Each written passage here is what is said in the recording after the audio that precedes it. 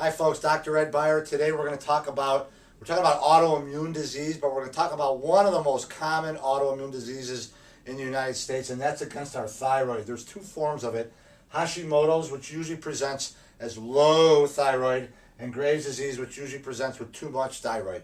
The Hashimoto's underactive thyroid autoimmune disease is by far much more common.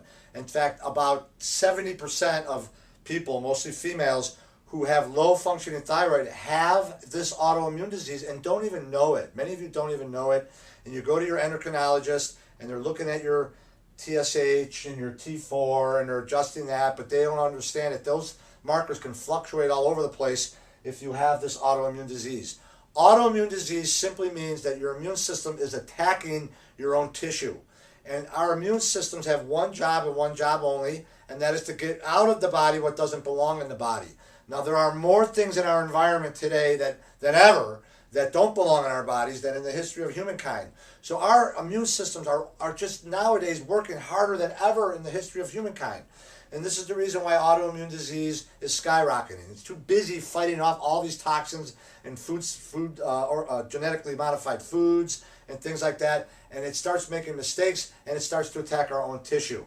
In the case of Hashimoto's, what happens is it's attacking an enzyme in the thyroid gland called thyroid peroxidase, or TPO, or it's attacking the protein carrier that carries the thyroid hormone around in the blood.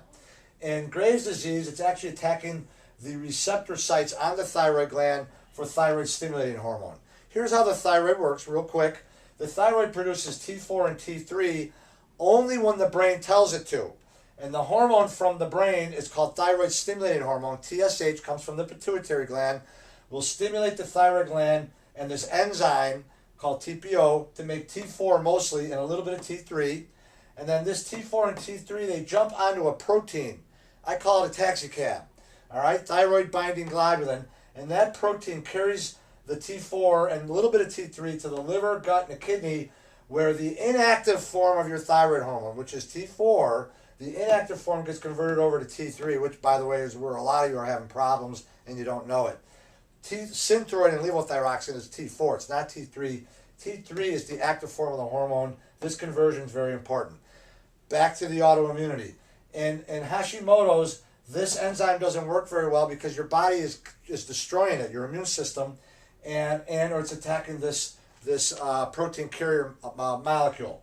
Now, there are reasons why your immune system would do this. There's multiple reasons. I'm going to be going over those in my free workshop that will be held in my clinic on December 30th at 6:30.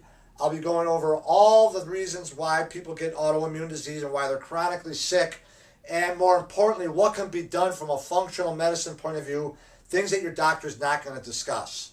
If you want more information, you can also go to our website, autoimmunityrecovery.com. I'm Dr. Beyer. Hope to see you on the 30th. Have a great day.